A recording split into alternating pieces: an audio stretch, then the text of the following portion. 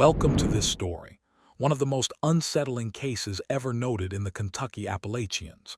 Before we dive in, share in the comments where you're tuning in from and the exact time you started listening. It's always interesting to see the different places and hours of the day or night where these stories reach. There are stories that history doesn't want you to know. Events so disturbing, so inexplicable that they've been carefully edited out of official records, buried beneath layers of sanitized newspaper clippings and sealed county archives. But some stories refuse to stay buried. Some stories linger in the whispered warnings of the old-timers who still won't walk certain trails after dark. Some stories survive not in books, but in the collective silence of entire communities who learned long ago that there are names you simply don't speak aloud. Tonight, we're going to talk about two of those names, Clara and Cora, twin girls from a forgotten hollow in the Kentucky Appalachians.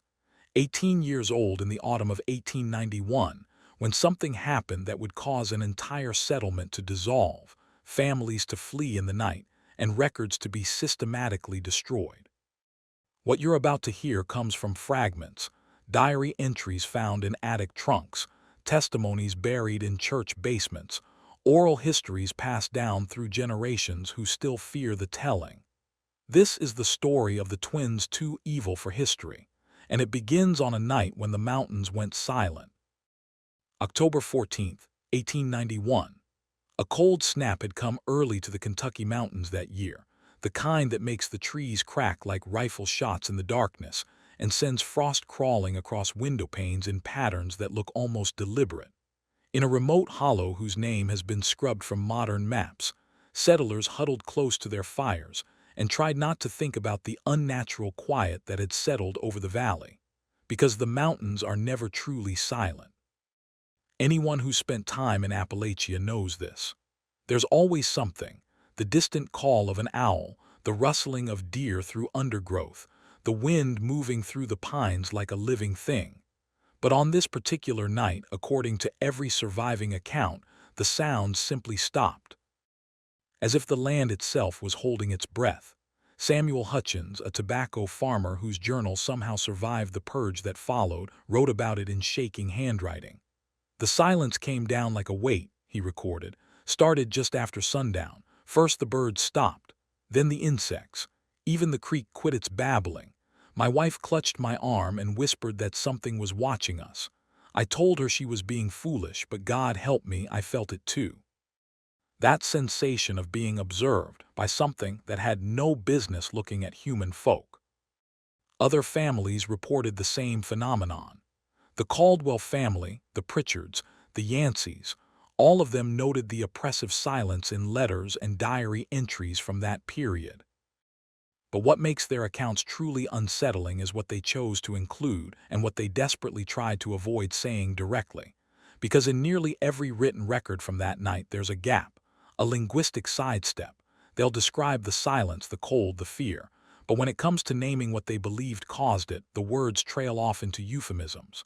The twins, those girls, the daughters of misfortune, as if even committing the names to paper might summon something unwanted. Clara and Cora, two names that by 1891 had become synonymous with dread in that forgotten corner of Kentucky. And on that silent October night, something was about to happen that would ensure those names were never spoken in that hollow again. But to understand what happened, and why an entire community would rather destroy its own history than preserve the truth, we need to go back. Back to time before fear took root, back to the land itself, and the peculiar isolation that shaped everything that followed. The Kentucky Appalachians in the late 1800s were a world unto themselves. This wasn't the America of growing cities and telegraph wires and railroad expansion. This was a place where families lived and died within a 20-mile radius, where the nearest neighbor might be an hour's walk through dense forest, and where the outside world was more rumor than reality.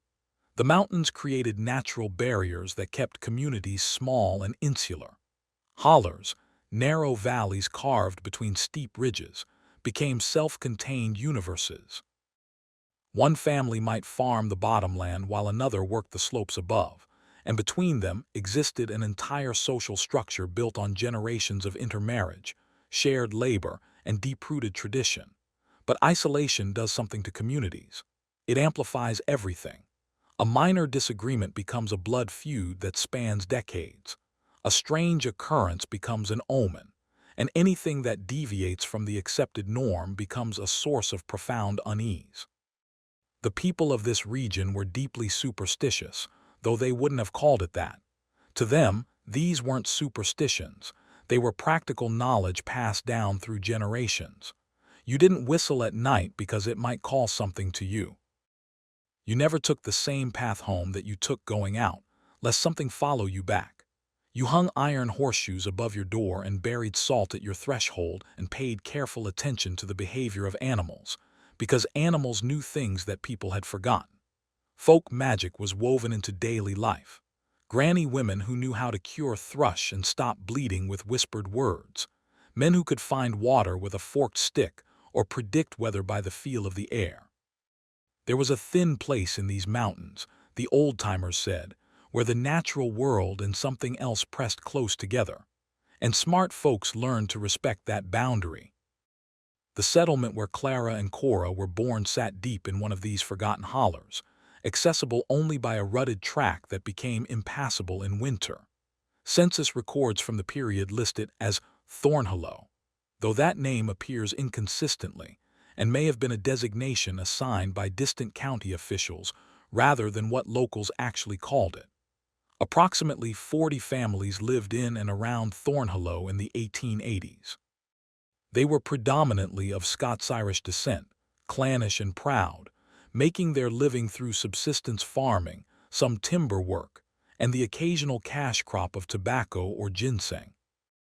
They had a one-room schoolhouse that doubled as a church, a general store operated out of the Morrison family's front room, and a shared sense that the world beyond their mountains was something to be treated with suspicion. Into this tight-knit, superstition-steeped community, on a night that would itself become the subject of dark whispers, the twins were born. February 11th, 1873. The date appears in multiple sources, though the circumstances surrounding it grow more elaborate and contradictory depending on who's telling the story. What's certain is that Margaret Whitfield, age 19, gave birth to twin daughters in a cabin on the eastern slope of the hollow. What's less certain is everything else. The midwife's account, transcribed by her daughter years later, paints the first picture of something wrong. Esther Combs had delivered dozens of babies in her years of practice, and she was known as level-headed, practical, not given to flights of fancy. But her description of that night carries an unmistakable tremor of fear. The labor came on fast, she reportedly told her daughter. Too fast. And Margaret, poor thing, she weren't making the usual sounds. She was quiet, eerily so, like she was listening to something the rest of us couldn't hear. When the first girl came, she didn't cry. Just looked around with these wide, knowing eyes, like she was taking stock of the world she'd been born into. I'd never seen a newborn do that.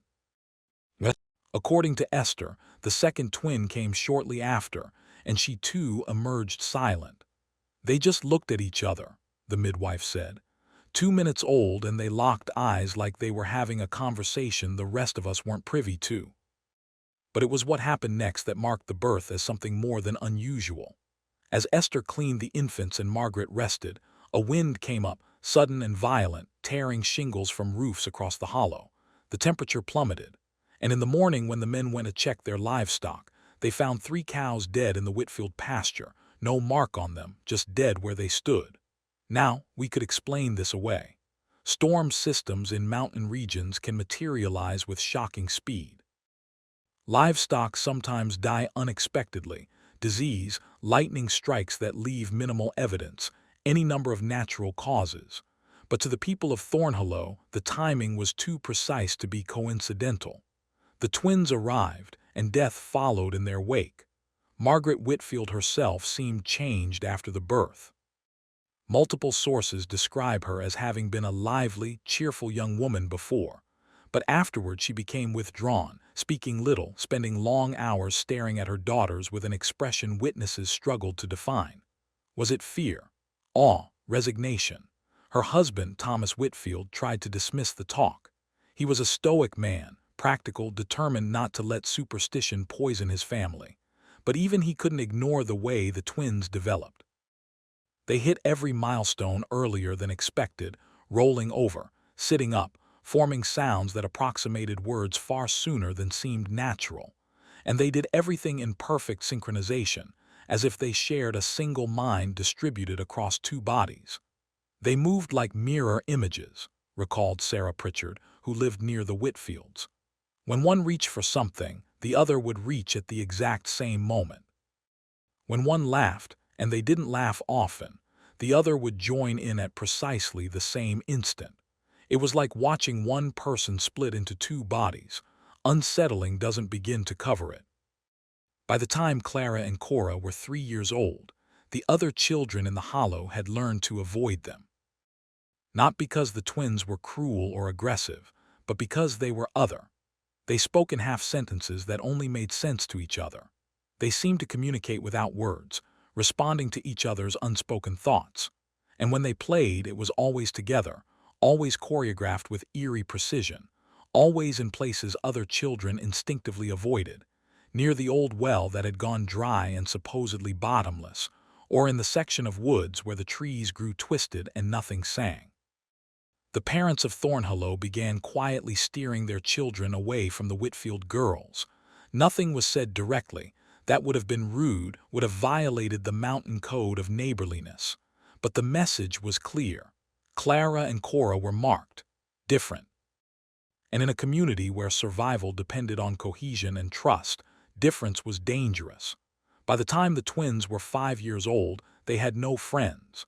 By the time they were 7, other families had begun experiencing incidents that would cement the girls' reputation as something far worse than merely strange. It started small, little things that could be dismissed individually but formed a troubling pattern when taken together. The Caldwell family reported that items would go missing from their cabin, always small things, always personal. A hairbrush, a handkerchief, a child's toy. They'd search everywhere, then find the missing item days later placed prominently in a location they'd already checked, positioned as if deliberately displayed. The Morrison family, who ran the general store, began noticing that goods would spoil inexplicably. Salt would clump and turn gray overnight. Preserves would ferment in their jars despite being properly sealed. Fabric would develop tears and holes as if moth-eaten, though no moths could be found. Then came the fires. Small ones at first, a hay pile that ignited despite being damp, a woodshed that burned in the middle of a rainstorm. No one could explain how they started, and they always occurred when the twins were seen walking nearby. Not close enough to be obviously responsible, but near enough that the coincidence felt sinister. "I saw them the morning our barn caught fire," testified Marcus Yancey, in a statement given to the county sheriff in 1883. They was standing at the edge of the tree line just watching, not moving, not speaking, just watching with those pale eyes of theirs. My wife went to shoo them off, and as soon as she started toward them, the flames jumped higher like they'd been fed fresh kindling. But there was no wind that day, no explanation for it. The twins, according to every account, never ran from accusations. They never defended themselves or showed fear when confronted by angry parents. They simply stared with that disconcerting, synchronized expression that seemed to communicate something between amusement and pity, as if they knew something the adults didn't and found their fear quaint. Animals reacted to them violently. Dogs would bark themselves hoarse when the twins approached, straining at their chains with such force that several injured themselves. Horses would rear and refuse to move forward if Clara and Cora were on the path ahead. Even livestock in pens would press themselves against the far fence when the girls passed by, their eyes rolling white with panic. "Natural creatures know," old Timothy Hutchins was fond of saying. "They can sense what ain't right," and every living thing with sense tried to get away from those girls. But perhaps the most disturbing incidents were the injuries. Children in Thornhollow began experiencing accidents with alarming frequency in the early 1880s. Falls that resulted in broken bones, cuts that required stitching, burns from overturned cookpots. And in the aftermath of each incident, when the traumatized child had calmed enough to speak, they often mentioned the twins. "Clara told me to climb higher," one boy said after falling from a tree and breaking his arm. "She didn't say it with words, but I heard her anyway in my head, and I wanted to climb higher, even though I knew it was dangerous. I couldn't stop myself." A girl who burned her hand badly on a stove poker claimed she'd seen Cora watching from the window just before it happened. "She was smiling," the girl said, "but it wasn't a nice smile. It was the smile of someone watching something interesting happen, like when you watch ants burn under a magnifying glass." The community attempted to address this through official channels. Parents visited the Whitfield cabin to speak with Thomas and Margaret. The schoolteacher, a stern woman named Ruth Halloway, tried to counsel the girls about proper behavior. The preacher at the time, Reverend Marcus Stills, even attempted a formal intervention, gathering the family for prayer and spiritual guidance. None of it made any difference. The incidents continued, and what made them so terrifying wasn't just their frequency, it was the impossibility of proof. The twins were never caught in the act of wrongdoing. They were always nearby, always watching, but never obviously responsible. Any accusation could be dismissed as coincidence, hysteria, or the scapegoating of unusual children by a superstitious community. But the people of Thornhollow knew. They knew in their bones, in that instinctive place where humans still carry the animal wisdom of their ancestors, that Clara and Cora Whitfield were dangerous. They just couldn't prove it. Not yet. The official records from this period paint a very different picture, and this discrepancy is crucial to understanding how thoroughly the truth was later obscured.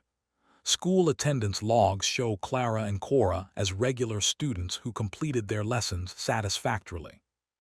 The teacher's notes describe them as quiet, obedient, demonstrating adequate comprehension of material.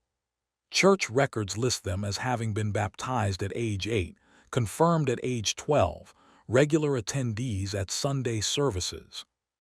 If you looked only at these documents, you'd see two perfectly ordinary mountain girls growing up in an isolated community. The disconnect between official history and lived experience couldn't be more stark. It's as if two completely different realities existed side by side, the one recorded in ink and stored in archives, and the one whispered about in kitchens and remembered in nightmares.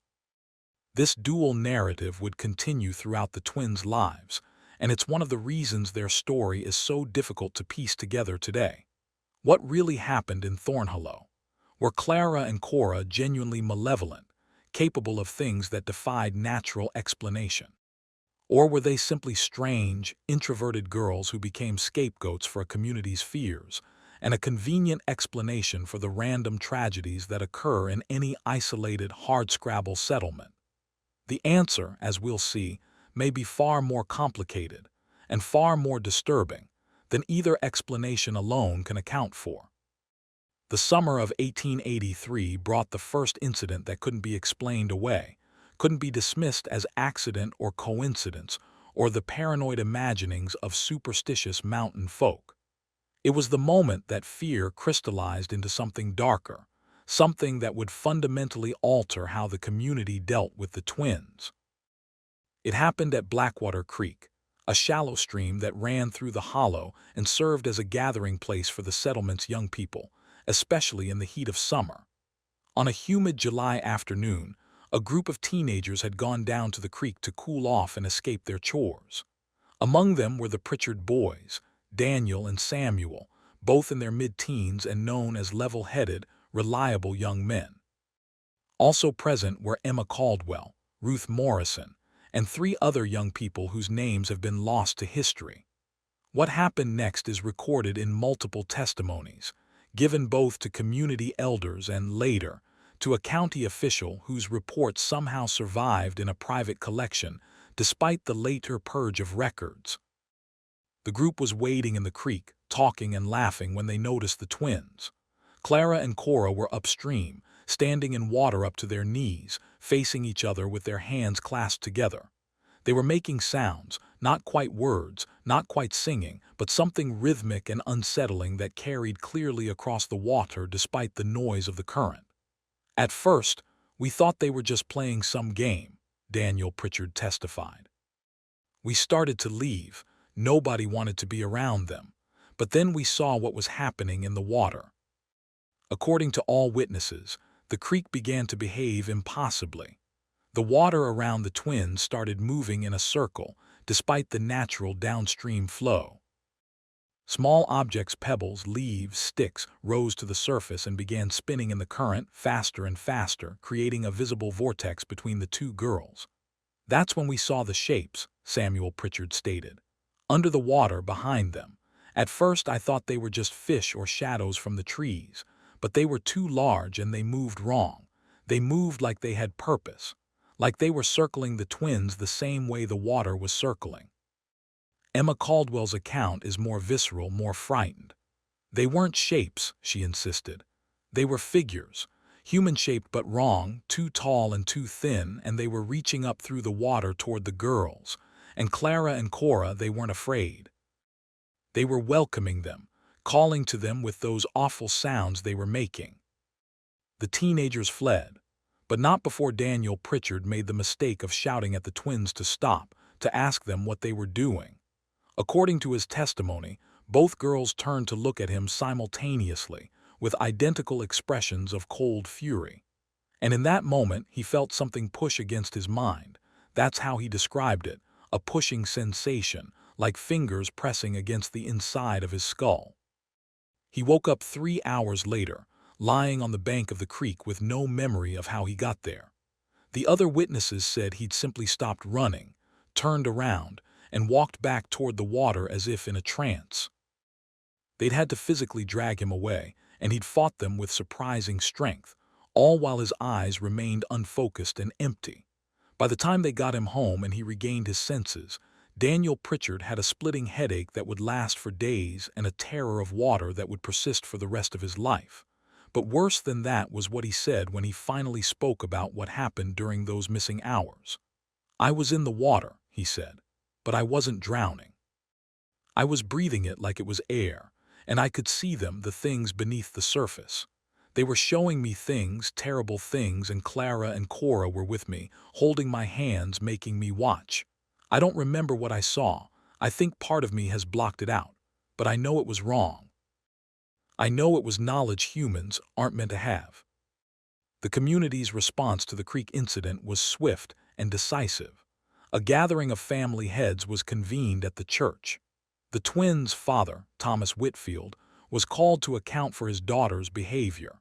Reverend Stills led the meeting, which by all accounts became heated and chaotic as fear finally found its voice. Some argued for forcing the Whitfield family to leave the hollow entirely. Others suggested separating the twins, sending them to different relatives in hopes that distance would break whatever connection enabled their strange abilities. A few of the more religious members suggested that the girls were possessed and needed exorcism or spiritual intervention beyond the Reverend's capabilities. Thomas Whitfield defended his daughters as best he could, arguing that the teenagers' story was exaggerated, that fear and imagination had distorted whatever actually occurred. But his defense was hollow, and everyone knew it. Even he seemed frightened of what Clara and Cora might be capable of. The meeting ended without resolution. No action was taken, partly because taking action meant admitting that the impossible was real, and partly because despite their fear, the people of Thornhollow were still bound by the codes of mountain hospitality and neighborliness. You didn't drive out one of your own without absolute proof of wrongdoing, and proof remained frustratingly elusive. But the incident at Blackwater Creek marked a turning point. After that day, the twins were no longer just strange or unsettling. They were dangerous, and the community's fear began to curdle into something uglier, a simmering resentment and hostility that the twins seemed to sense, and if witnesses are to be believed, to enjoy. Over the next few years, Clara and Cora became increasingly isolated, even by the standards of their already solitary existence. They stopped attending school regularly. They rarely appeared at church services. They spent most of their time alone together, walking the ridges and hollows, visiting places other people avoided.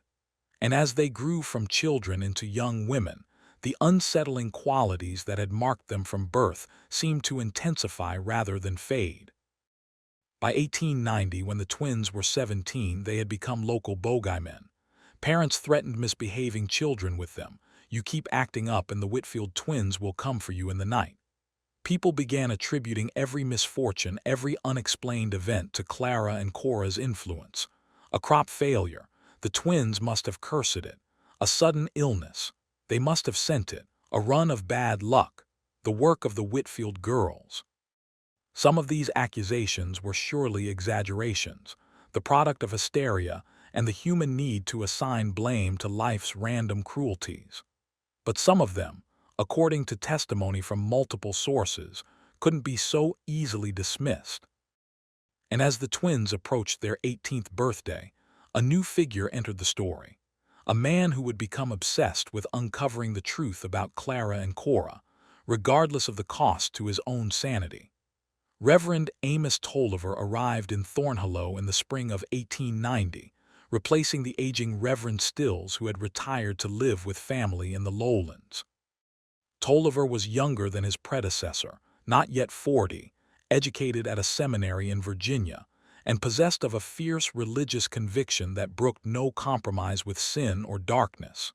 He was exactly the kind of man the people of Thornhollow thought they needed, someone strong enough, faithful enough, to confront the evil that had taken root in their community. They were wrong. Tolliver's journal, discovered in the 1930s in a trunk sold at estate sale and now held in a private collection, provides a chilling chronicle of his time in Thornhollow. The entries begin optimistically, full of his plans for revitalizing the church, strengthening the congregation's faith, and bringing proper Christian discipline to what he saw as a community that had allowed superstition to overwhelm true belief. His first mention of the twins comes 3 weeks after his arrival. "Met the Whitfield girls today after service. They are unusual, exceedingly pale, quiet, with a manner that suggests intelligence beyond their years. The congregation treats them with obvious fear, crossing themselves when the girls pass, mothers pulling their children close. I must investigate what has caused such irrational terror. These are simply 2 young women who deserve Christian charity and guidance."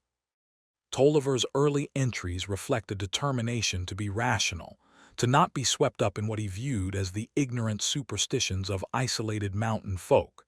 He visited the Whitfield cabin multiple times, spoke with Clara and Cora at length, and initially found them to be polite, articulate, and displaying no signs of the malevolence the community attributed to them.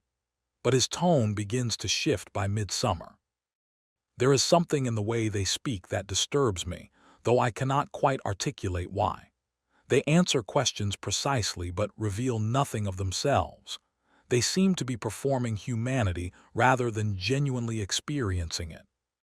I find myself uncomfortable in their presence in a way I've never experienced before. It's as if they can see through pretense, straight to the parts of oneself one works to keep hidden." By August, Tolliver had begun his investigation in earnest. He interviewed families about the incidents attributed to the twins, cataloged the accusations, and tried to find patterns or evidence. His journal entries from this period are meticulous, almost obsessive, filling page after page with testimonies, timelines, and his own analysis.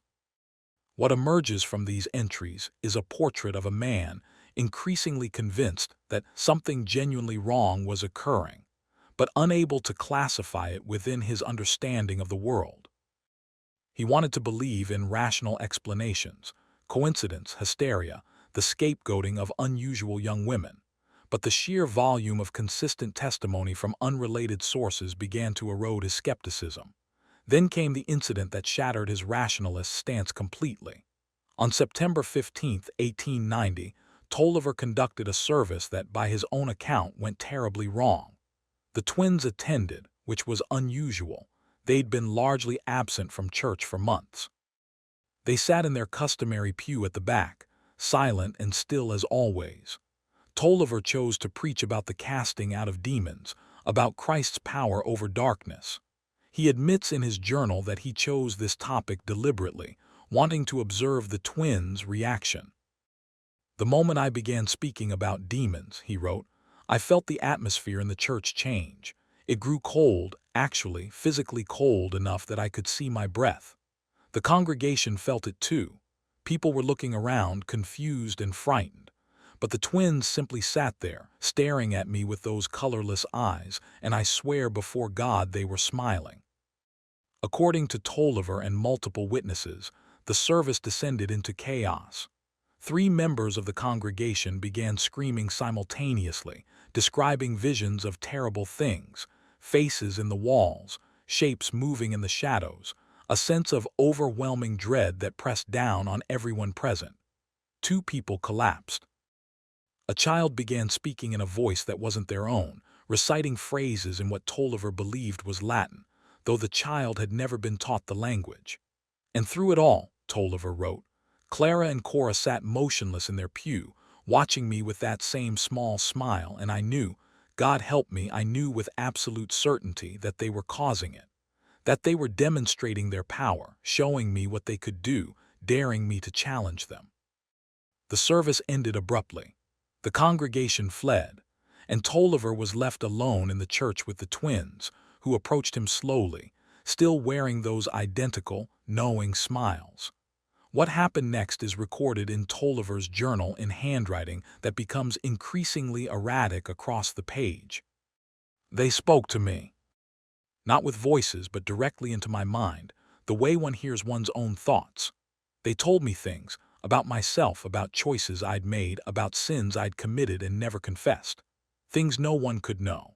And then they told me about the world, about what lies beneath the surface of reality, about forces and presences that have always been here, waiting, watching, hungry. They said they were born with one foot in that other place, that they could see and hear things the rest of us are mercifully blind to.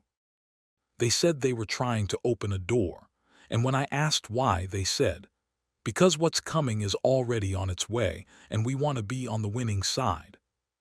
After this encounter, Tolliver's journal entries become increasingly disturbed. He writes about sleepless nights, about seeing shadows move independently of their sources, about hearing whispers in empty rooms. He becomes obsessed with researching the twins' ancestry, looking for some explanation in their bloodline. He writes to other ministers, to scholars, even to practitioners of folk magic, asking for knowledge about twins born under unusual circumstances, about children who seem to straddle the line between the natural and supernatural worlds. The responses he receives when they come are not encouraging. Several correspondents warn him to leave such things alone. One letter from a retired professor of theology simply says, "If you're dealing with what I think you're dealing with, you need to leave that place immediately. Some doors, once noticed, can't be ignored, and the things behind them will not let you go." But Tolliver doesn't leave. Instead, he becomes convinced that it's his divine mission to stop whatever the twins are trying to accomplish. He begins preparing for a formal exorcism, gathering the necessary materials, fasting and praying to strengthen himself spiritually. He writes letters to church authorities requesting guidance and support, though there's no record of whether he received responses. His final journal entries from late 1890 show a man teetering on the edge of psychological collapse, unable to reconcile his faith-based worldview with what he's experiencing. "I no longer know if I'm fighting demons or manifestations of collective hysteria, if the twins are genuinely evil or simply catalysts for the community's darkest fears. But I know I cannot let this continue. I know that if I do nothing, something terrible will happen. I can feel it approaching like a storm front, inevitable and devastating. The twins are not the disease, they are the symptom. They are the crack through which something else is trying to enter, and I fear I am already too late to stop it." The people of Thornhollow, watching their preacher descend into obvious paranoia and fear, didn't know what to do. Some thought he was losing his mind. Others believed he was seeing truth that the rest of them had tried to avoid confronting. but all of them could sense that the situation was approaching some kind of crisis point. They were right to be afraid, because the winter of 1891 would prove to be unlike any other in the Hollow's history, and by the time spring came, Thornhollow would effectively cease to exist. The troubles began in November with the first snow. The weather turned brutal early that year, temperatures plummeting far below normal, snowfall measured in feet rather than inches. The Hollow became cut off from the outside world as the only road in became impassable. But the weather, harsh as it was the least of the settlement's worries. The deaths started in December. Old Joseph Caldwell died first, found frozen in his barn despite the fact that the livestock were all fine and the barn door had been closed from the inside. His face, according to those who found him, was contorted in an expression of terror, eyes wide open, mouth stretched in a silent scream.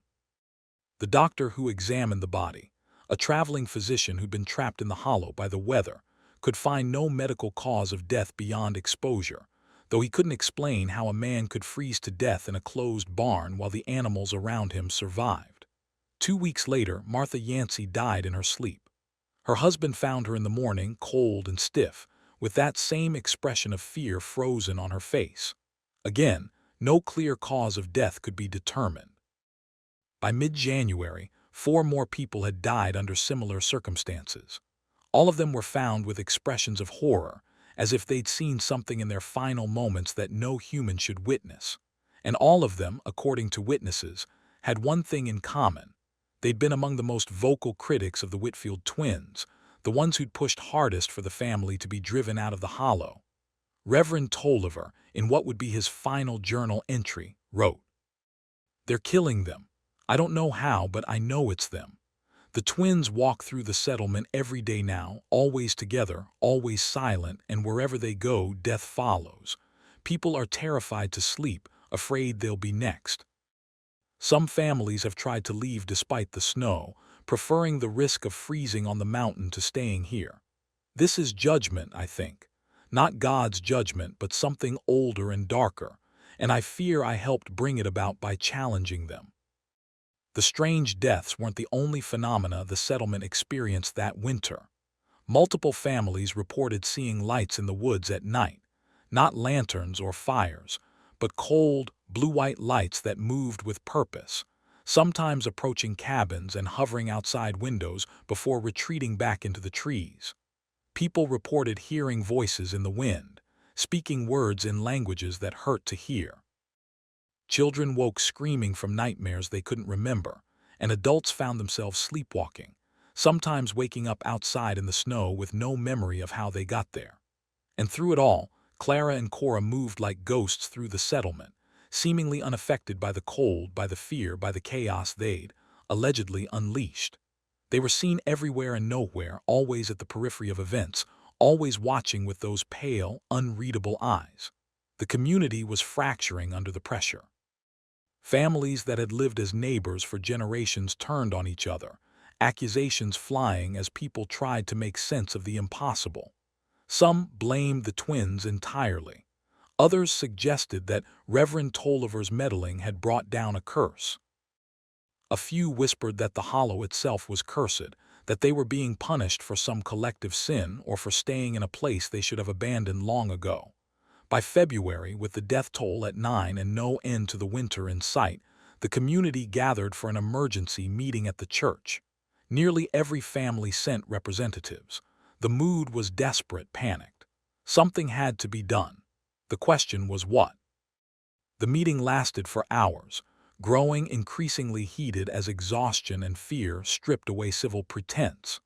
Multiple solutions were proposed: forcing the Whitfield family to leave, burning down their cabin, conducting some kind of ritual purification of the settlement, even abandoning Thornhollow entirely and starting over somewhere else.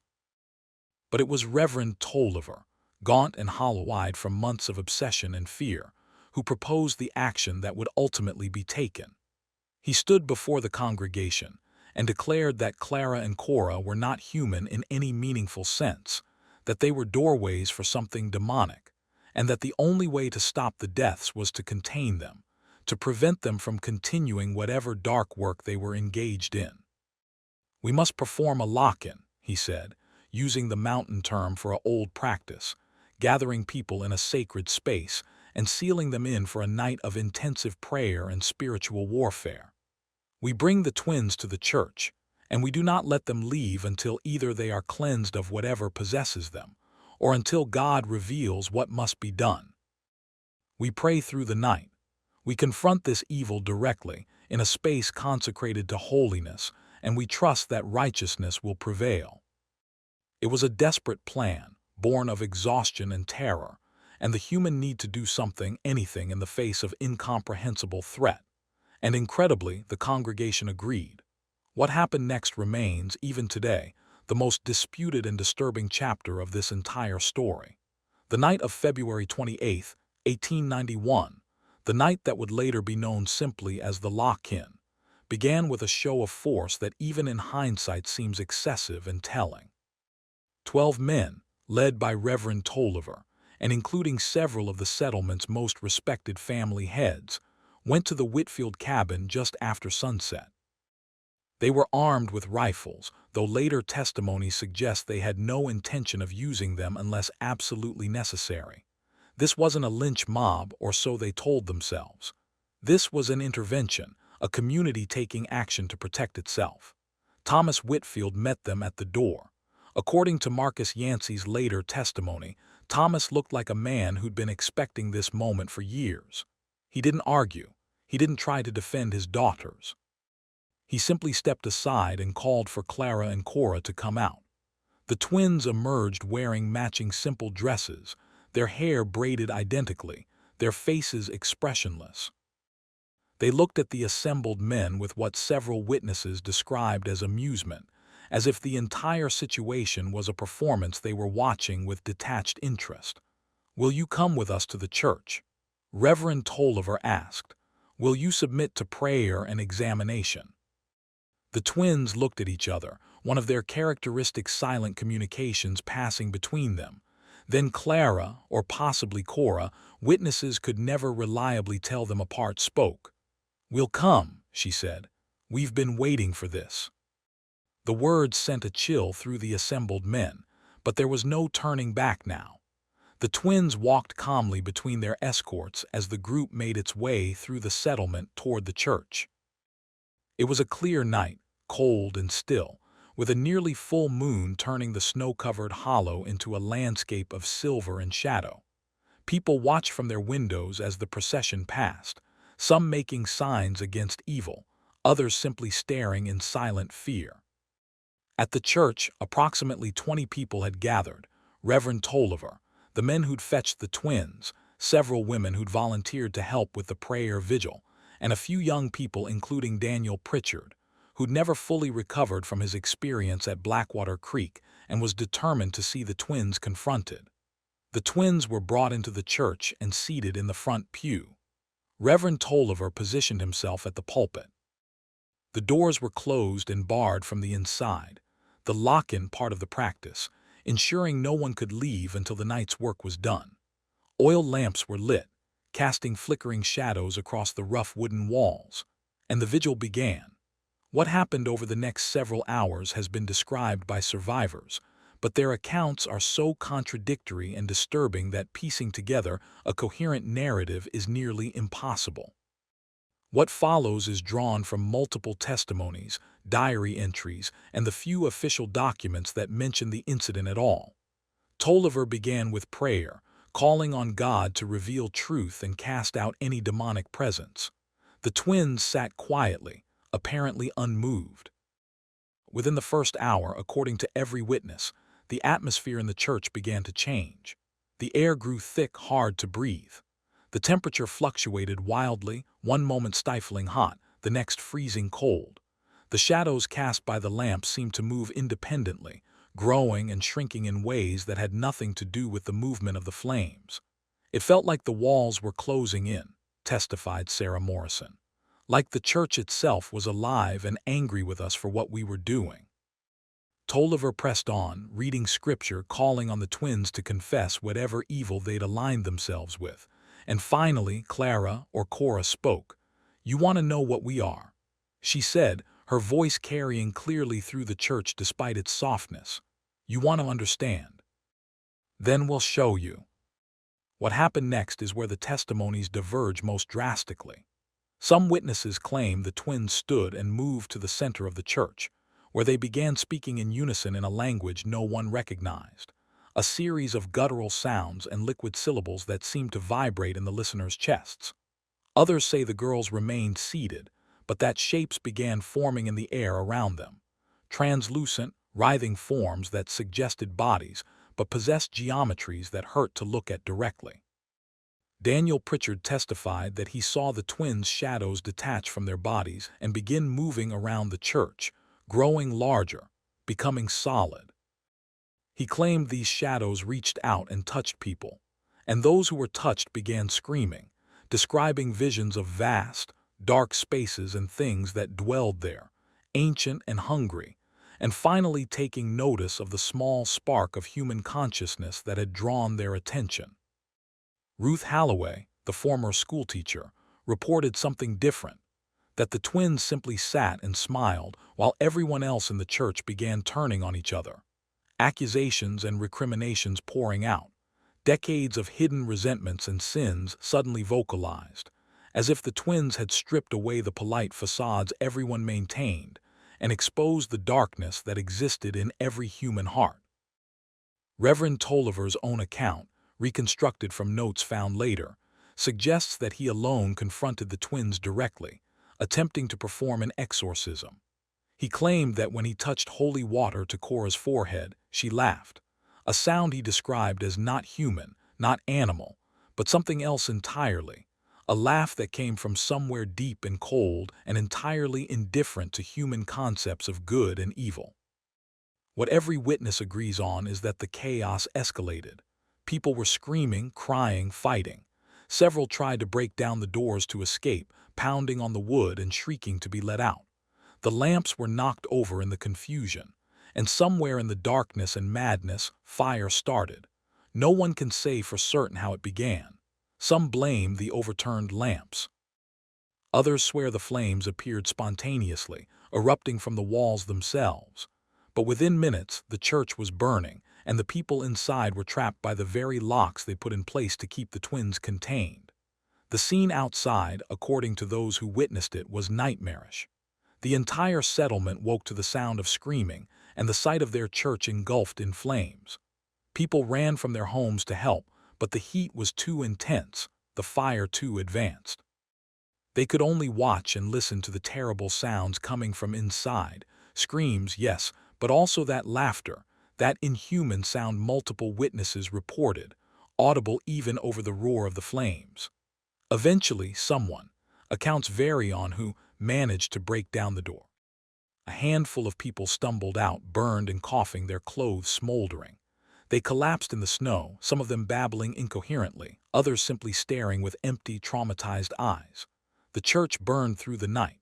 By dawn, it was a charred shell, smoke still rising from the ruins. And when the settlement's men finally worked up the courage to search through the wreckage, they found bodies, 18 of them burned beyond recognition. It took days to identify everyone, and even then there was uncertainty. What they did not find, despite extensive searching through every corner of the ruins, was any trace of Clara and Cora Whitfield. No bodies that could have been the twins. No bones. No remains of any kind. The girls had vanished as completely as if they'd never been there at all. The immediate aftermath of the lock-in was a chaos of grief, guilt, and terror. 18 people dead, including Reverend Tolliver.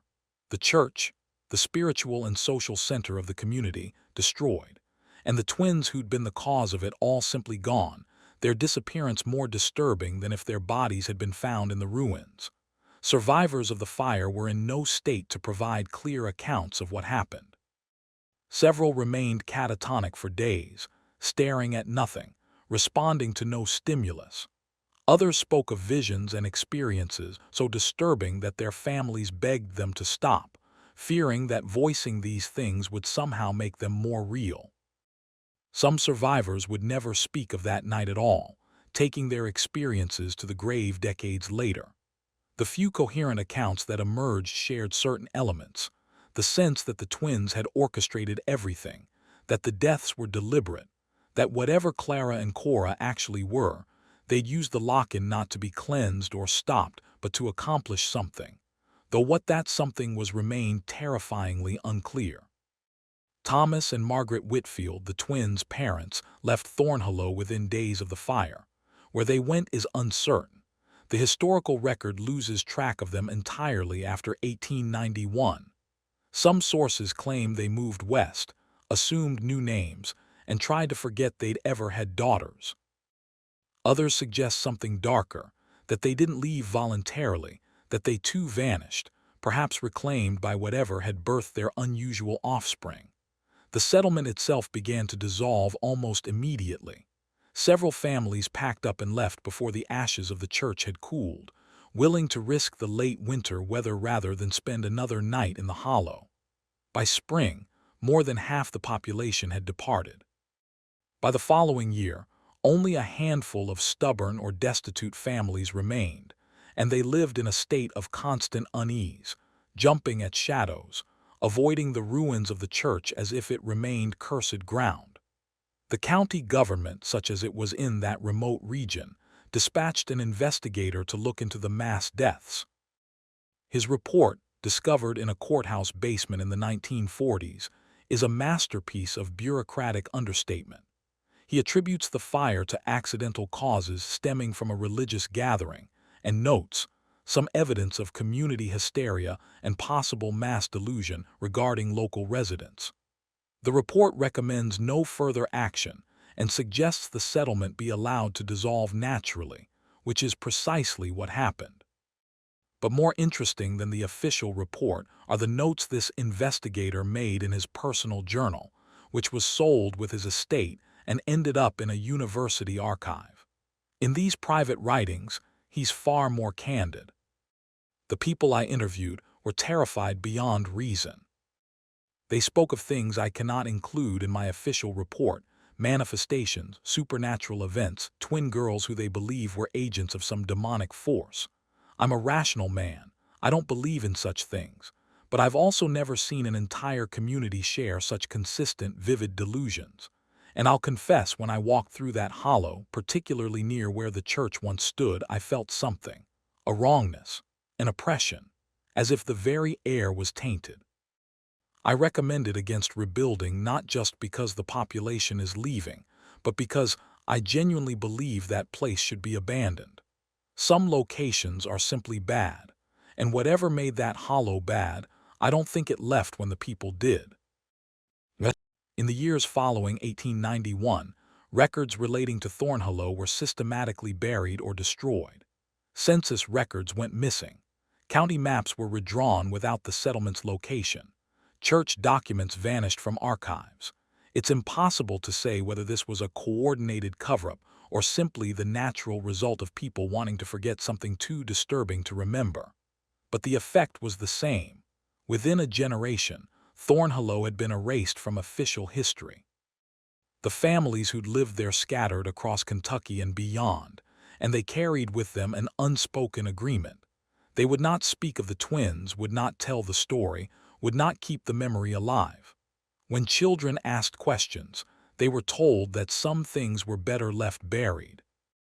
When historians or folklorists came asking questions in later decades, they were met with silence or misdirection.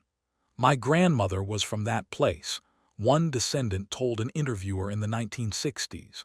She lived through whatever happened there. And she told me once, when I was young and persistent, that there were things humans weren't meant to know about, places where the walls between worlds grew thin, and people who were born standing in those thin places, who could see and touch things from both sides. She said the twins were like that, born in the crack between here and somewhere else. And she said the worst part wasn't what they did, but what they were trying to do. She said they were opening a door, and if they'd succeeded, the whole world would have been like that hollow, thin and haunted and invaded by things that had no business in our reality. Then she made me promise never to speak of it to anyone, and I'm breaking that promise now because she's been dead 40 years, and I figure the debt of silence expires eventually. But did the twins succeed? That's the question that haunts every version of this story. They vanished, yes, but into what? Were they consumed by the fire after all, their bodies somehow completely destroyed or removed? Did they escape and live out normal lives under different names, their strange powers either abandoned or carefully hidden? Or did they accomplish what they'd been working toward all those years? Did they open that door they told Reverend Tolliver about and step through to somewhere else? The answer may lie in the final mystery of this story, the question of what happened to Thornhollow after everyone left. The hollow where the settlement once stood still exists, though you won't find it on modern maps under that name. It's accessible only by hiking several miles up a deteriorating Forest Service road, then following old trails that are being slowly reclaimed by the wilderness. The few people who have visited the site in recent decades, historians, folklorists, curious paranormal investigators, report a location that feels fundamentally wrong in ways difficult to articulate. The ruins of the church are still there, barely recognizable as such, just a stone foundation and scattered charred timber that somehow hasn't rotted away despite more than a century of exposure to the elements. The foundations of other buildings can be found throughout the hollow, marking where cabins and barns once stood.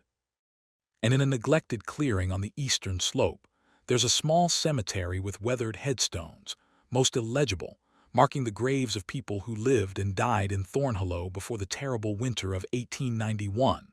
But there are no graves for Clara and Cora. Several investigators have combed the cemetery looking for their burial sites, assuming the girls must have died in the fire and been quietly interred without proper markers. They've found nothing. Ground-penetrating radar scans conducted in the 1990s by a research team identified all the known graves and several unmarked ones, but nothing that could conclusively be identified as the twins' resting place. What these researchers did find, however, was more disturbing. The radar detected anomalies beneath the ruins of the church, spaces that suggested chambers or voids that shouldn't exist under a simple wooden structure. When a small exploratory excavation was conducted, they found evidence of something like a cellar or crypt, though there's no historical record of the church having such a feature. The excavation was halted when two members of the research team became violently ill, experiencing symptoms that doctors later described as extreme anxiety attacks, though both individuals had no history of anxiety disorders. The lead researcher, Dr. Patricia Hendricks, included an unusual note in her field report. The site exhibits properties consistent with locations known to induce profound psychological distress. Whether this is due to historical trauma imprinting itself on the location, local geological features affecting electromagnetic fields, or something else entirely remains unclear. However, I recommend against further excavation. Whatever happened at this site left a mark that persists, and disturbing it further seems unwise. Local people in the region, descendants of families who knew about Thornhollow but never lived there, maintain their own traditions regarding the site. They warn against visiting it, especially alone or after dark. They tell stories of hikers who went into that hollow and came back changed, describing experiences of lost time, disturbing visions, or an oppressive sense of being watched by something vast and hostile. Several disappearances over the years have been attributed to people who went looking for the Thornhollow site and never returned, though official records classify these as typical missing persons cases in difficult terrain. And then there are the sightings. Multiple witnesses over the decades have reported seeing two young women in old-fashioned clothing in the forests around the hollow. They're always described the same way, pale, identical, moving in perfect synchronization. They appear suddenly and vanish just as quickly. Some witnesses claim the women spoke to them, though what they said varies wildly and is often contradictory or nonsensical. Others report that the women simply watched them with expressions of cold amusement before disappearing into the trees. A park ranger stationed near the area in the 1970s kept a log of strange reports related to that section of forest. His notes, obtained through a Freedom of Information request, include dozens of entries about unusual phenomena: lights moving through the trees at night, sounds of voices speaking in rhythm, feelings of overwhelming dread that caused experienced hikers to flee the area, and multiple entries about the twin girls sighted in locations where no one should be, given the terrain and isolation. "I've tried to investigate some of these sightings," the ranger wrote. "Never found evidence of anyone actually being in those areas. No footprints, no campsites, no signs of human presence at all. But I'll admit, I've seen things myself I can't explain. Twice, I've encountered two young women on trails who shouldn't exist in those locations. Both times they were dressed inappropriately for the weather and terrain, in what looked like clothing from 100 years ago. Both times they smiled at me in a way that made my skin crawl, and when I turned to radio for backup, they were gone, vanished without a trace. I'm a practical man. I don't believe in ghosts, but I also don't have an explanation for what I saw." Perhaps the most disturbing recent account comes from 2003, when a group of 3 college students interested in folklore located the Thornhollow site and spent a night camping there. They brought video equipment, intending to document the location for a class project. The footage they captured was brief and jumpy, showing them setting up camp, joking nervously about the stories they'd heard. Then, as darkness fell, the video becomes erratic. The audio picks up sounds, rhythmic chanting, movement in the underbrush, and finally, the students' panicked voices. "There's someone here," one of them whispers. "2 people. They're just standing there watching us." The camera swings wildly, catching brief, blurred images that might show 2 figures at the edge of the firelight.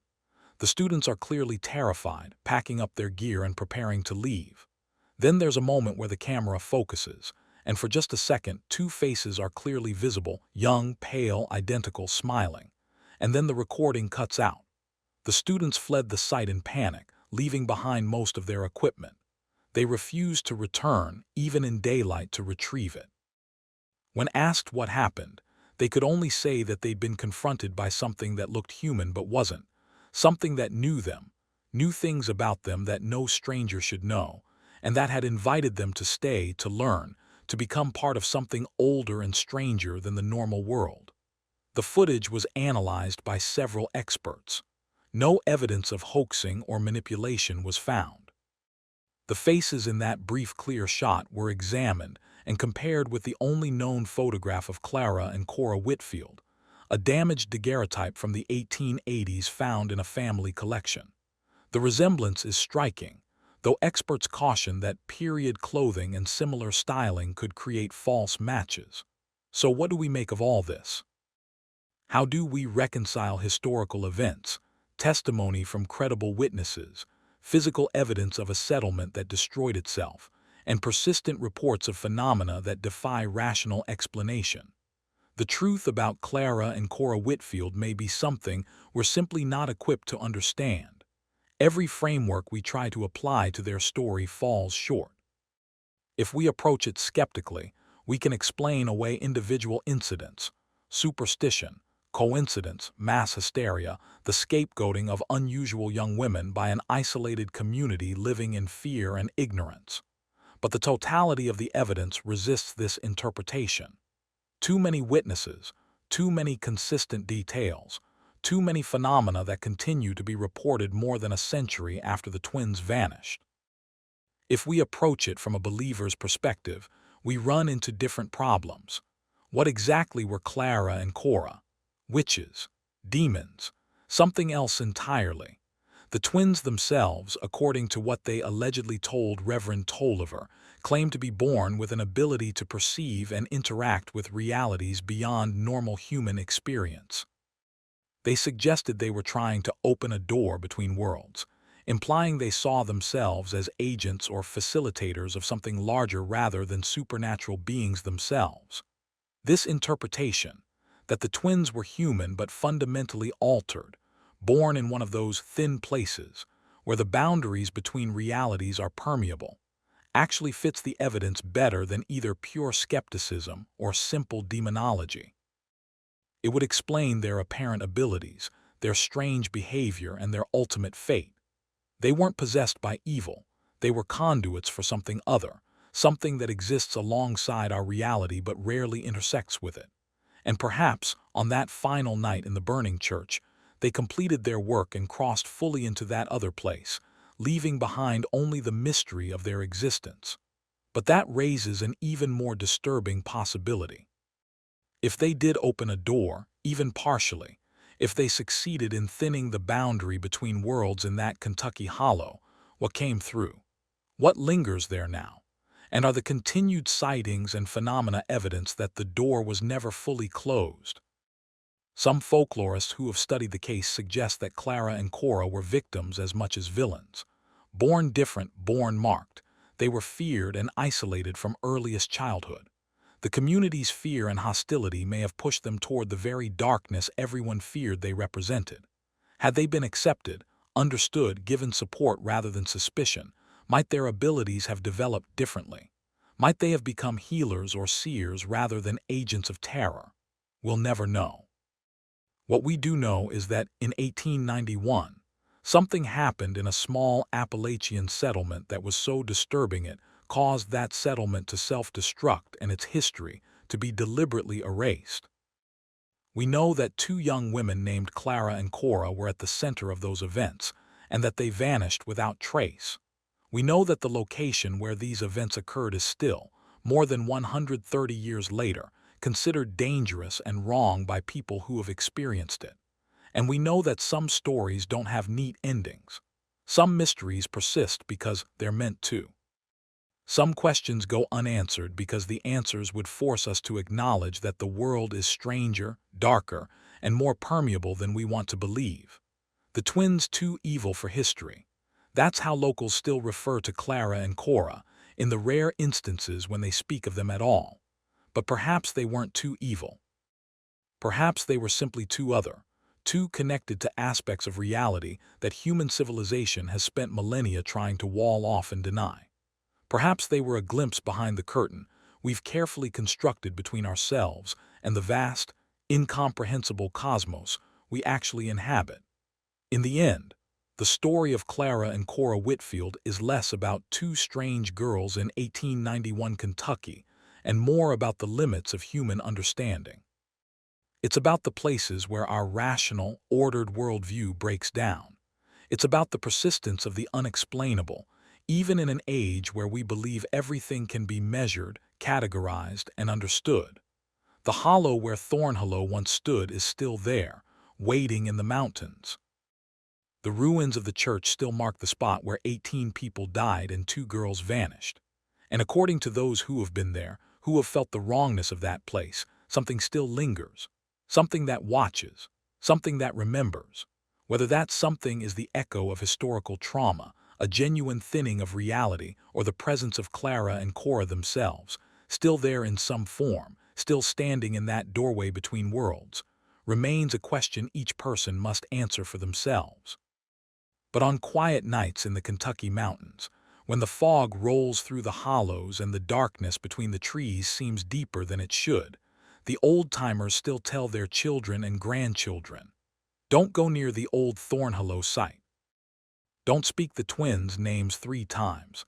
Don't answer if you hear voices calling from the woods, because some doors once opened can never truly be closed, and some stories survive not as history or legend but as warnings. The twins too evil for history, or perhaps the twins too true for history to safely contain.